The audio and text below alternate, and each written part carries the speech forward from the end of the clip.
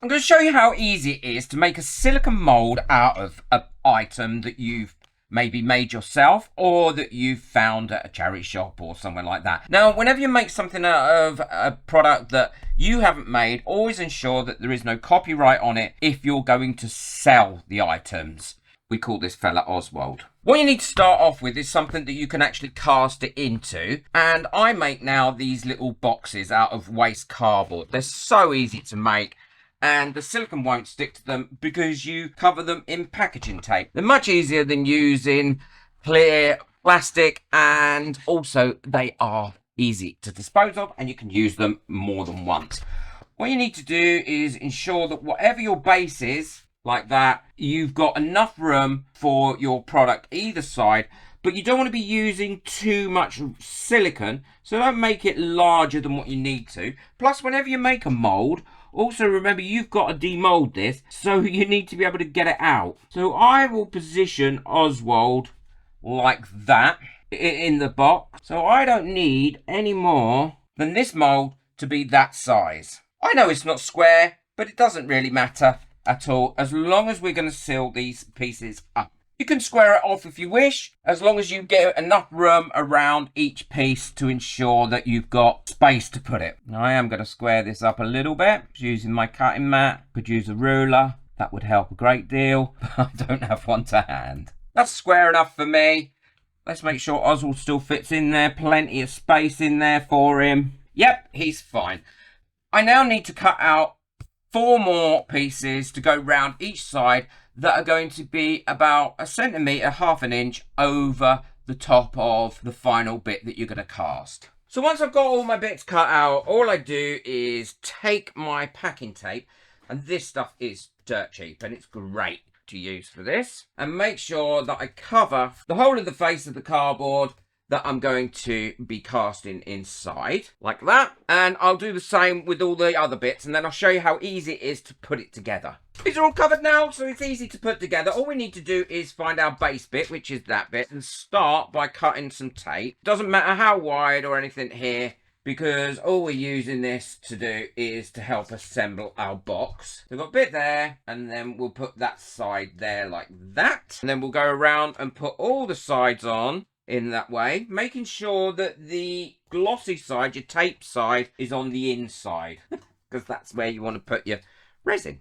Once we've got them all done like that, all we need to do is lift them up and then seal them or bring them together using a little bit of tape to start with, so they're actually in position. So I've got my bit together like that, and now I'm just going to put my little bit of tape here on them, and then run some tape down each one of the corners, and make sure that you do the base as well. So you've got the base like that. I always fold that over and then fold them back again, and then I normally put another bit going all the way around the base like that and seal that corner. Any excess we've got at the top we don't need, we can just cut off. And make sure all your edges are completely sealed before you move to the next stage. So I've got both boxes complete now, and all I need to do is prep these.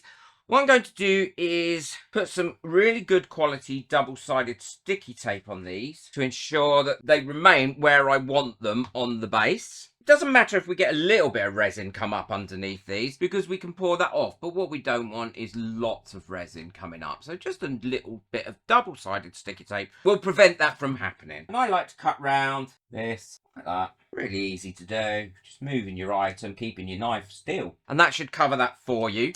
And now I'm going to make sure that's very well attached. There we go.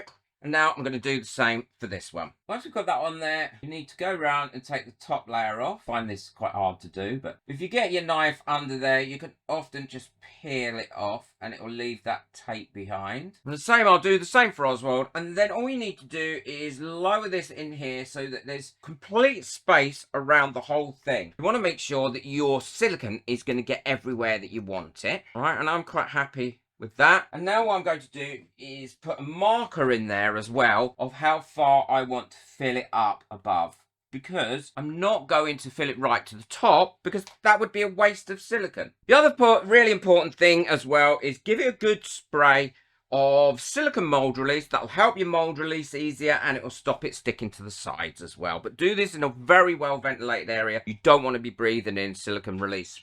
Well, these are all ready now to have the silicone poured in, and what I'm going to be using is the JDiction 4Crafter Premium Silicone Mold Making Kit. Now, I really like this. There's a lot of silicones out there that you can use, but this one I know gives a really flexible mold when it's cured, which is great. Makes getting stuff out really important and easy, and also it creates a really quite strong mold. So it says it's translucent, clear, bubble free, super soft, ultra elastic, durable, there's no odor, and it cures within 5 to 7 hours, but most importantly it's non-toxic at all. I mean, I don't recommend you go drinking it, but you know what I mean. I always put gloves on when I'm using this because I don't really want it on my hands, and I know how messy I am, and I don't want to be messy. I don't mix this up in silicone jugs. And the reason is that silicone will absolutely stick to silicone, and that is the last thing you want to happen. Where with this, if you leave it afterwards in a plastic pot like this or plastic mug, then what you can do is let it cure up and then just pull it off and you can use the mug again. Now this is done by 1-to-1 by weight, which makes it life a lot easier to do it in this sort of jug. So if you put the equal amounts of part A and part B in, then you're not going to have any troubles whatsoever. Well, I mixed up a lot more than I thought I was going to mix up because I've got a couple of projects on the side that I'm also doing. So what I'm going to do is pour this and make sure I get all of it out into this larger tub to be able to mix it. And you don't need to mix it for too long. 2 or 3 minutes of giving it a good mix is absolutely plenty. Just make sure to get all the edges and the base and the corner when you're mixing it. And scrape off your wand that you're using to mix with. You don't need to beat it like an egg. You don't need to mix it fast because you don't want to be putting extra bubbles into it. Although it does have time. This is the great thing about this one. It does have time to degas and get rid of some of the bubbles. If you've got a pressure pot, you can also put it in your pressure pot before you go ahead and use it. And that will pressure all any bubbles that you've got in there down to nothing. Well, now I've got it all mixed up, I can pour this in. Now, the best way I've found to pour any silicone onto a mold is actually pouring it slowly like this over the actual mold itself. And that way you can be sure that you're going to get in all the little nooks and crannies with the silicone. Pour it slowly as well. You don't need to pour it fast unless you've got the quick cure silicone that cures in like 2 or 3 minutes. You really don't need to pour this fast. Okay, and I'm going to pour that up to my line. And now I know that that has covered that. And then I will do exactly the same thing for this little dragon. Pour it over the actual dragon itself. And then up to my little line. And now I can leave this to cure up on its own. I'll give it a little bit of a tap to dislodge any trap bubbles that there might be in and around some of the detail. But this will release the bubbles. So give it a bit of a tappy wappy. You don't need to give it too much of a squidgy widgy, but you can give it a little bit of a squidgy widgy like that. And then leave that to cure up. And we'll come back to that once it's lovely and cured. These are all lovely and cured now. As you can see, gone really well and solid. All I have to do to get these out is split my boxes down the sill. None of them leaked. Really works well, this method. And it's so much easier and cheaper than using the clear plastic that I used to use. And then because we sprayed it as well with the mold release, that should come out very easily and the sticky will come off. Look at that. I have a whole selection of these in an envelope now that I keep, and if I want to reuse them then I can, saves me making another one. Take that off the bottom there. And there was no underpour of this one, which is good. That means there'll be no trimming. There might be on this one, but we'll see. Something rattling in my room. Every time I move, it rattles. And I can't work out for the life of me what it is. It's so irritating. Like having a rattle in your car, isn't it? There we go. No underpour in that. And I can put those in my little envelope. Well, it's a box file, actually. So I can use them again. Now, both of these aren't going to be shiny molds because I didn't make them shiny to start with. And the only way to get a shiny mold finish is mold something that is shiny. I didn't mind about that. I've got quite a few videos on how to make molds, and in them, I think all of them, if not most of them, show how to get a shiny finish from something that's dull. There we are. Pull that off. Get my hand in there now and pull Oswald out, and we should have a perfect mold.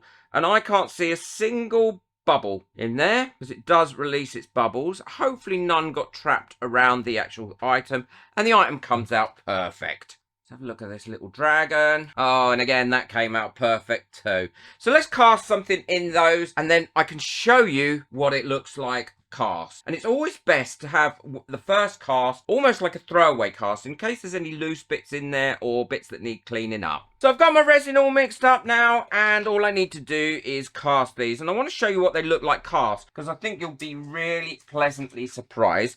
I'm going to cast them using some mica powder, and I'm using this silver grey mica powder, but you could use the cold casting technique on anything that you make as well. So if it isn't shiny, then you can make it shiny by doing that. But don't forget, there is a way to make anything that you cast create a shiny mold, and I'll link a video at the end of this one that will show you how to do that. Okay, my mica powder's all lovely and mixed in, and all I need to do now is pour that in. Now I'm going to pour it in down this side like this first, and let that flow into those details, and then give it a bit of squidgy widgy. And the great thing about this silicone is it's lovely and pliable and soft. You can give it a great squidgy widgy if you need to.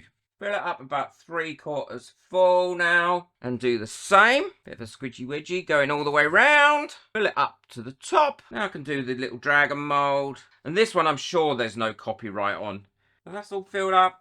And now all we need to do is let them cure up, and I can show you what they look like. They will also clean out the mold brilliantly in case there's any little bits left that you want to get rid of, ready for a perfect casting the next time. Such an easy silicone to use. I forgot to show you, this is what I mean by mixing up in non-silicone things. If you do that, then you can pull out any, look, that's beautiful and clear, any waste silicone. Now don't throw this away because you can use that in large molds as a bulk cut, and it will bulk out these bits here. So let's have a look at these. Let's have a look at the little dragon first. Oh, the dragon has come out really well. No bubbles whatsoever, and that's the great thing. You don't want bubbles in your silicone because then they will transfer into your molds, and that has come out really, really well. So let's have a look at Oswald. I think he's the one I'm really interested in. Ah, perfect casting. Even down to the hairs on his little chinny chin chin. Again, not a single bubble that was on that mold because it does release really well. Now, you could paint these.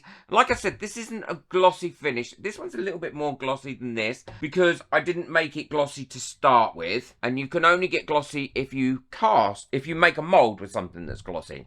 Let's compare those to the originals. And I think, as you can see, they are equally as good as the originals in details. So I hope you've enjoyed that. Without a doubt, the silicone that I've used is the best one for the beginner who wants to make this type of molds. I love it. It's so easy to use, and it does release most of, if not all of, its bubbles. Hope you've enjoyed this video. Boot the like button, hit the subscribe button, and check out the video that I've got coming out next as well. I think you'll like that. That's also on mold making. But most of all, take care and enjoy your resin. Bye.